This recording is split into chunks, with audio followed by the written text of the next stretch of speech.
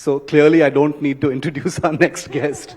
It's not often that a rock star welcome is reserved for a minister, but not surprising at all. We've seen this many, many times. I have a picture that's very representative of the kind of applause we just heard, Dr. Jaishankar. First of all, welcome to the India Today Conclave. Not only has this picture spawned a million memes, and you see it everywhere you go on social media, but, you know, for a minister whose every word social media hangs on to, everything goes viral, it really doesn't hurt if you look like this. Because it just goes way, way wider. So I'm going to start with that image. Let's keep that image there because not that people haven't seen it enough, but I want to keep that image on the screen. Dr. Jaishankar, it's not just a meme, it's not just an image. The things you say as India's External Affairs Minister resonate in the media, on social media. The things you say, apart from just your foreign policies and the decisions you've taken, your images go viral as well. What does that virality mean to you, sir? How do you read that virality? It's not every day that you see this kind of thing. That's why I ask. Look, that's a very unfair question to start with. You know, I just try to be myself, and not always like that. The point is today, if one think about it, to be India's foreign minister at a time when we are rising, if you use any metric, economy, influence, all of that, and quite honestly, to be a foreign minister in a Modi government, it kind of sets your behavioral approach. Are you aware that there is this large audience hanging on to everything that you're saying and, applauding all the things you say? Oh, there's another Jaishankar zinger.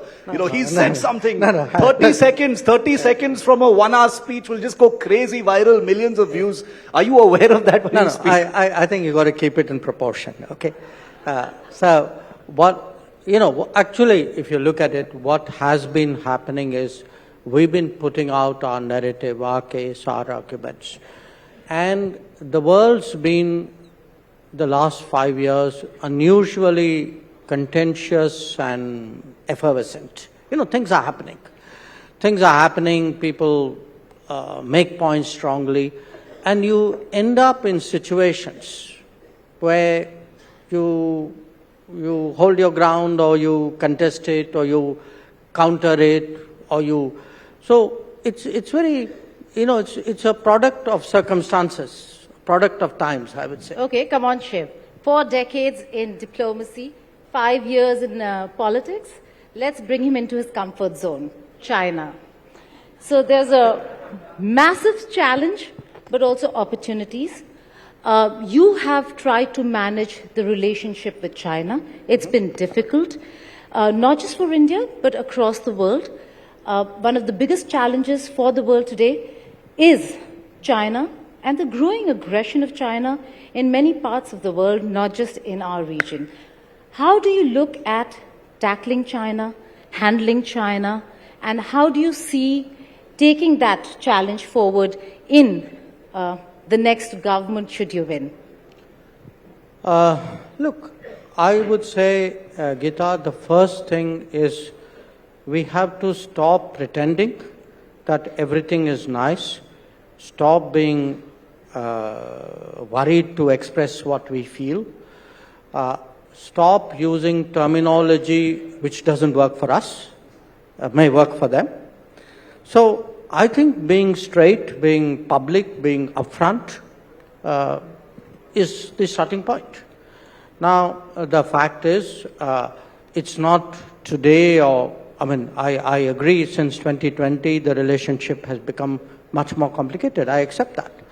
But it was building up over a period of time, and what was happening was, because we weren't honest about it even to ourselves, we weren't really articulating it and frankly even strategizing accordingly. You know, I mean, there was a time when we actually said China is a strategic partner. I mean, if I were to today say this to anybody, people would be baffled. But yet, that was the official description at one point of time. So, the first thing is we've got to recognize today that we have really, in a way, a very challenging, competitive neighbor. There are serious issues over a period of time in our history. Many of those issues have not been resolved. Some have aggravated. It isn't just a boundary issue. There are, we have common neighbors. We have a common periphery. There is competition there. There are very major economic issues and when you say what do we do, as I said, for a start, we've got to be honest about it. We've got to call out things when they go wrong. But we also need to prepare, and the preparation, a lot of it has to be the domestic preparation. I mean, if you are dealing with China, you've got to have an economy which is geared up for it. Now we have, for example, it's only in the last decade we have paid attention to manufacturing. Now, because of the neglect of manufacturing, we started our economic reforms 30 years ago, but we didn't take it into the manufacturing world. So we have these, vulnerabilities or these gaps, which make it very, challenging to compete. So we got to get all those things right. So you have to diagnose it, you got to prepare for it, and then you have to express it and you have to manage it. Because you also don't want it to, sort of going completely awry. Dr. Jaishankar, just to push the China question a step further, it'll soon be 4 years, like you said, from 2020, things have gone south. The military standoff turns 4 in just a few weeks from now, sir. Can you tell, there have been many rounds of military level talks, and it has appeared for a while now that the reality is that a resolution of this entire thing is going to have to be diplomatic. Can you tell us how the next government will resolve this, sir? Because it's a big military standoff that's been on for 4 years now. Well, I would say the scenario that I can foresee has been that they have today massed a very large number of troops along the LAC. So have we as a counter deployment. The resulting situation, and you saw that, in a way, unfortunately go wrong in Galwan, is when troops are very close up. There are all the dangers you associate with that. So the focus in the military discussions has been really about disengagement, so that very close up deployment of troops. Because remember, both of us are very forward deployed. This is not where, in the last many decades was our natural deployment. So how do we resolve that? How do we do it in a manner in which it works for both of us? There are issues related to patrolling, because when you are deployed that close up, then there are patrolling issues, obstruction issues, the workaround issues, all of which adds to a very complicated matrix. Thereafter, there is the next round of issues, which is really what you would call de-escalation, which is the fact that both sides, we as a reactive posture, have brought very large number of troops with weaponry very, very close up. So I think there's a lot to it, and clearly it is something where we have to be both patient but also very persevering. Okay, let's zoom out a little. We are yet to solve tensions in our own region, but India is indeed playing a key role as peacemaker in other parts of the world, a major role when it comes to how the world is looking to India for mediation. Russia, Ukraine, the situation there, Israel, Hamas war, the situation there. But a very specific question, Dr. Jaishankar. There was a report which said that the United States of America looked to India, as also China, and that Prime Minister Modi did avert a nuclear attack by Russia. Will you confirm?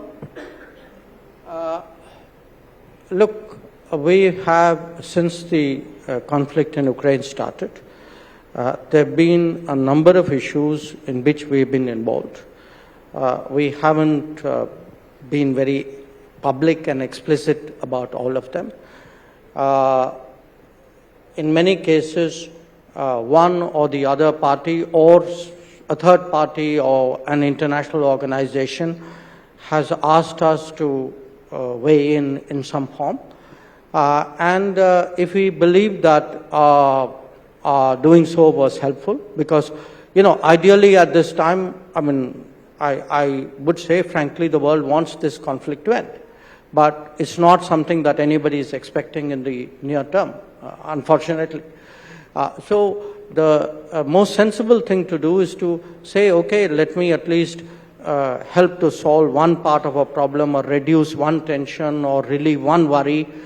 So there have been a lot of these situations, quite honestly, more than you probably know, and including sometimes fairly recent ones. We do what a responsible country which has good relations with everybody does. But did he weigh in on a nuclear attack? Did he weigh in?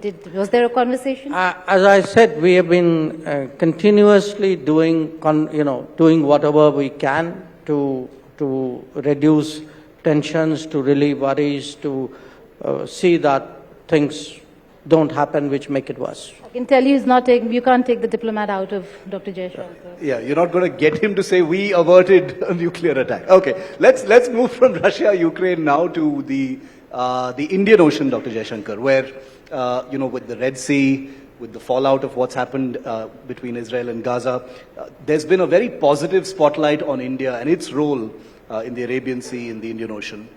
We're also seeing an elevated level of aggression from the Chinese, whether it is in Maldives, whether it is elsewhere, as far as its own intentions as far as the Indian Ocean are concerned.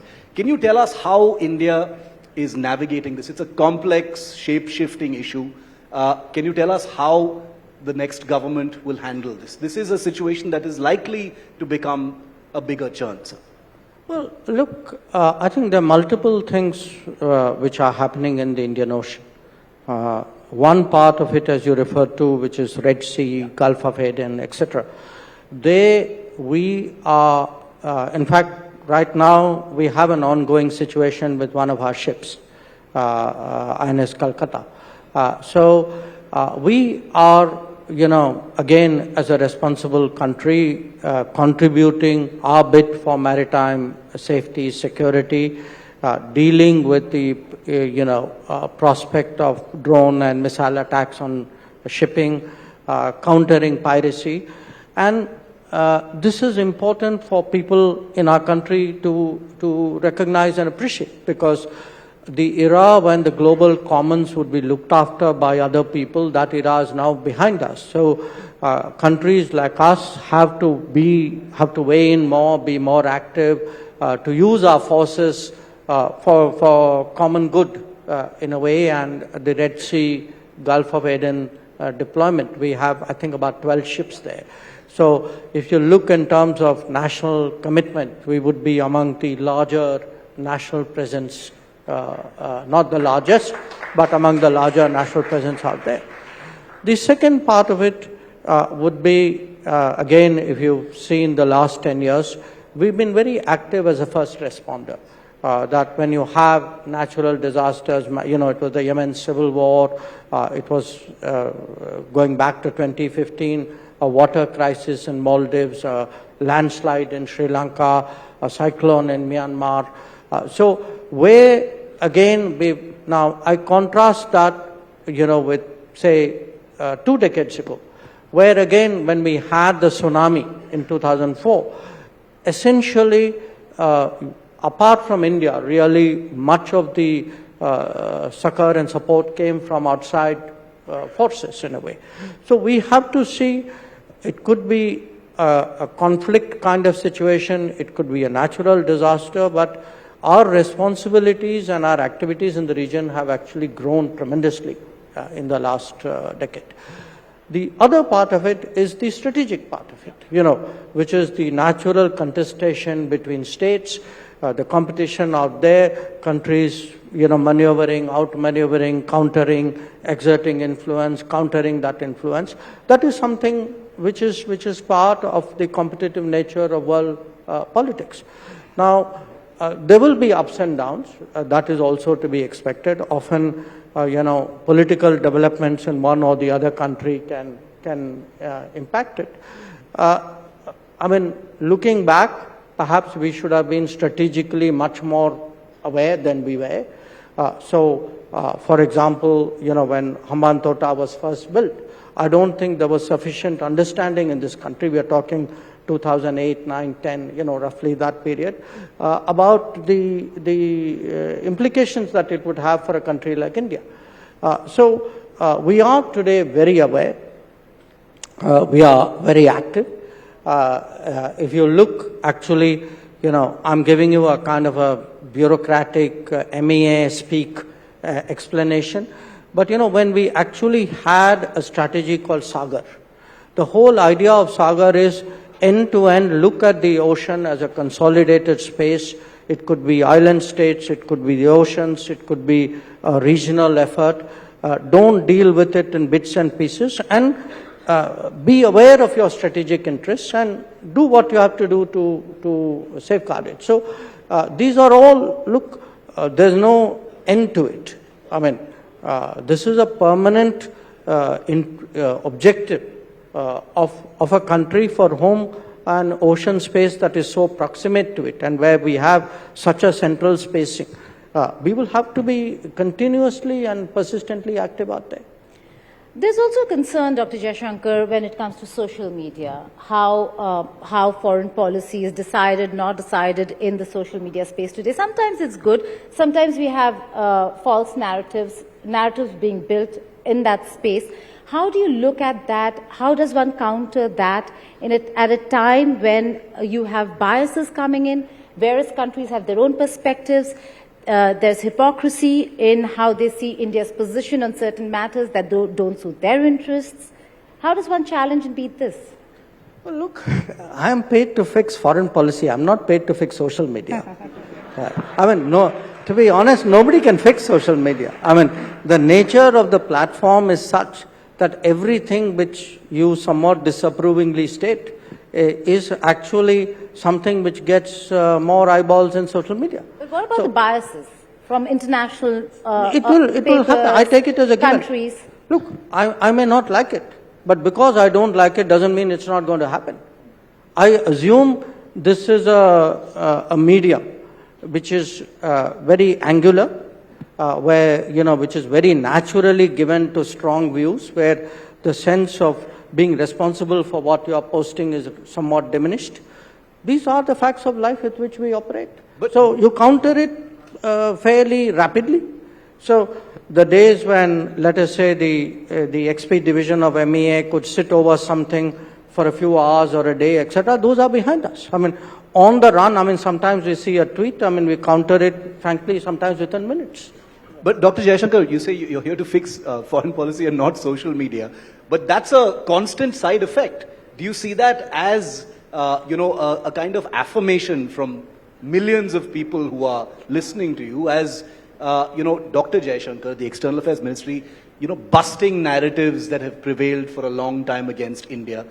We've seen this often, especially when you're abroad, when Western journalists have asked you questions, you have had answers that have, gone especially viral because it seems to bust a certain narrative. Also, the language of MEA has changed quite a bit, significantly so.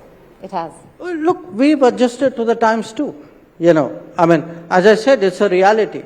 So if it is a reality and it's a medium where short, sharp, impactful expressions are required, then we sort of, shall I say, move out of our old comfort zone and adjust ourselves to respond in that way. I mean, we would change, and it is actually happening. I see the point. But, since I cannot change the nature of social media, I have to communicate, ideally at least recognizing it, but if I could, actually even utilizing it so that I can also get ahead in the game by saying the right things in the right way. So what's your sharp, short, insightful reaction to the elections in Pakistan?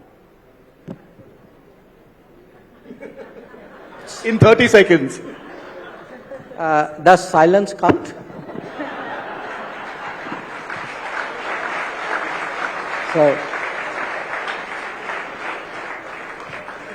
Okay, I hope you're not going to be silent for the other election that I'm going to ask you about, which is the US election. We'll come to the other election right at the end, but the US election, Dr. Jaishankar, also this year, also a very interesting one to watch. The Republicans, the Democrats, Biden, Trump. Give us an inside view of how a system prepares for this kind of thing. Good relations with the Biden administration, with Trump as well before that. How does the system here prepare for this? It's interesting in two or three ways. One, because we are not part of an alliance system, we don't have all the consequential issues that come out of it. Okay, because if you look today at the world, and you listen in. I was in Munich, for example, at the security conference.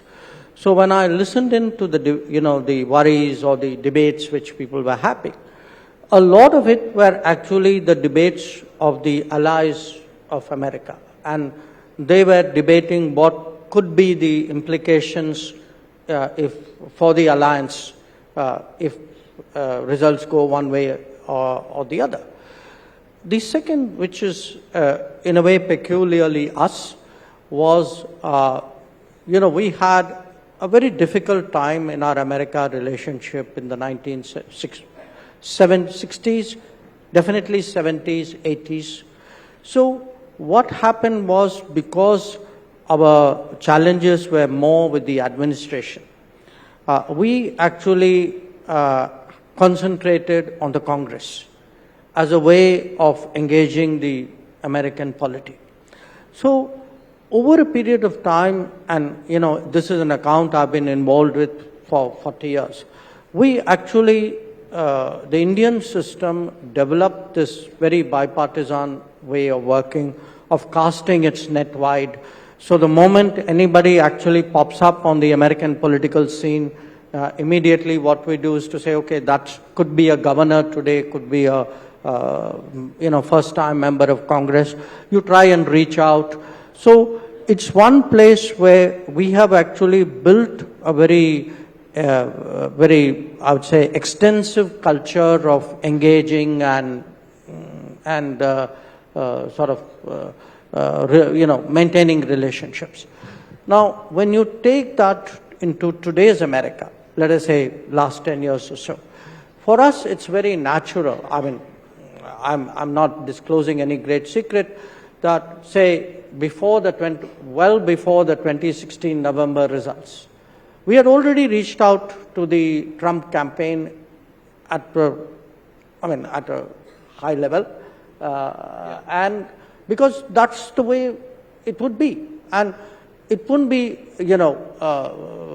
hypothetically tomorrow, let us say we are looking at the 2028 election. If you have, because, presumably you will have different people there, to me, it would be completely in order that if there were 4 or 5 candidates on each side, that we would have in each case, mapped out the candidate, figured out who are the influential advisors. This has become part of our, I would say, our America SOP, because that relationship is very important, and that is the only way you can actually get a grip on that relationship. Which is a long way of telling you that we're prepared for whatever happens. Yeah. Well, talking about relations with America, or for that matter, the Americas, we've had some concerns, the Indian side with the American and the Canadian side when it comes to issues, also with the Australian side. But the US ambassador from this very stage, Dr. Jaishankar said, when asked about these concerns about murder for hire charges, so on and so forth, that it has not created a bump in the relationship. Sorry, what has not created a bump? These murder for hire charges or the issues with regards to Gurpatwan Singh Pannoon or Niger, that it has not created a bump, but it certainly is something that they're going to follow through. How is India then really looking at the concerns that it has raised and the concerns that US and Canada now have with India?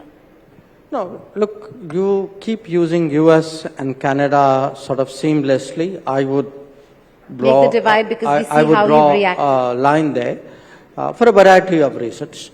Most notably that all said and done, American politics has not given that kind of space to, violent extremist views and activities which Canada has done. So I don't think it's fair to the United States to lump them together. I would distinguish between the two. In terms of how are we dealing with it, well, we're dealing with it this way, that yes, the US has shared with us some information. Some of it is in the public domain, so you are presumably familiar with it. Some of it is not. And our interest is to also look into it because, to us, there seems to be a very strong organized crime aspect to it, which also impinges on our own security.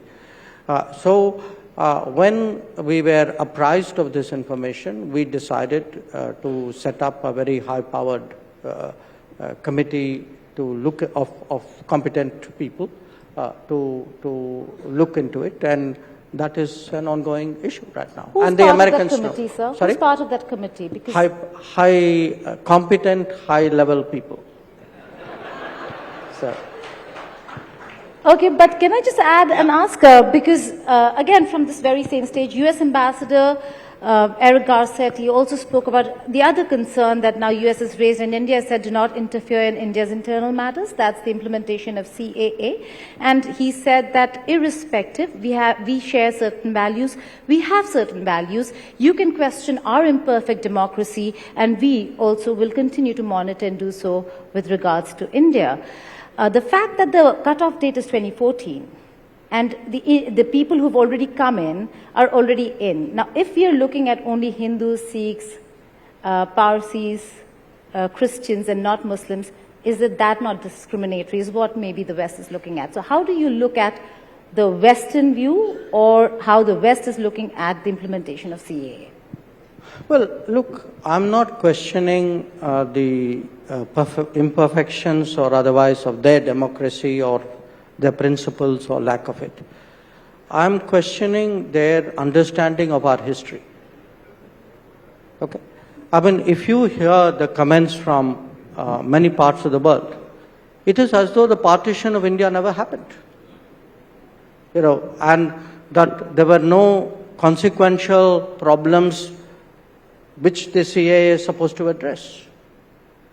So, if you take a problem, remove all the historical context from it, sanitize it and make it into a political correctness argument and say, oh, I have principles and don't you have principles? I have principles too. And one of my principles is obligation to people who were let down at the time of partition. And I think the Home Minister spoke very eloquently on it yesterday.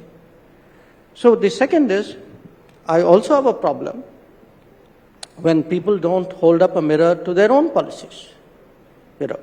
So if you say, oh, you are picking some faiths and not some other faiths, okay, I'll give you a few examples of it. Have you heard of something called the Vanik-Jackson Amendment, which is about Jews from Soviet Union? So you would ask yourself, why only Jews?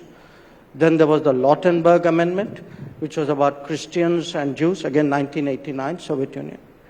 There was the Specter Amendment, which was a few years later, which was about Baha'is. It was about, there was a law which was about a particular ethnicity from Vietnam who were fast-tracked for citizenship because they had fought alongside the Americans. There was fast-tracking of Hungarians after the Hungarian Revolution. There was fast-tracking of the Cubans in the 1960s. So if you were to ask me, have other countries, other democracies fast-tracked on the basis of ethnicity, faith, social attributes, I can give you any number of examples. Now, if I were to also say, after all, why is the situation important? Because very often, when you have something very, very cataclysmic, something really very major, it's not possible to deal with all the consequences right then and there. And I think again yesterday Amit Bhai explained that the leadership of this country had promised to these minorities that if you have a problem, you are welcome to come to India. The leadership didn't thereafter deliver on that promise. Now, it's not just our predicament. If you look in Europe, many European countries fast-tracked the citizenship of people who are left behind in the World War, or in some cases, much before the World War. Some historical issue which was not addressed, but you said, I have a moral obligation to that community. So the world is full of examples. And to me, the context is therefore very important. We're out of time, but our audiences would be quite upset with me if I didn't end by asking you a question that they've all asked me to ask you, Dr. Jaishankar, which is, we have our own election coming up very soon. And they all want to know, are we going to see candidate Jaishankar fighting the Lok Sabha election? That is not a question you should ask me, and I suspect it's not a question you're going to ask the next speaker.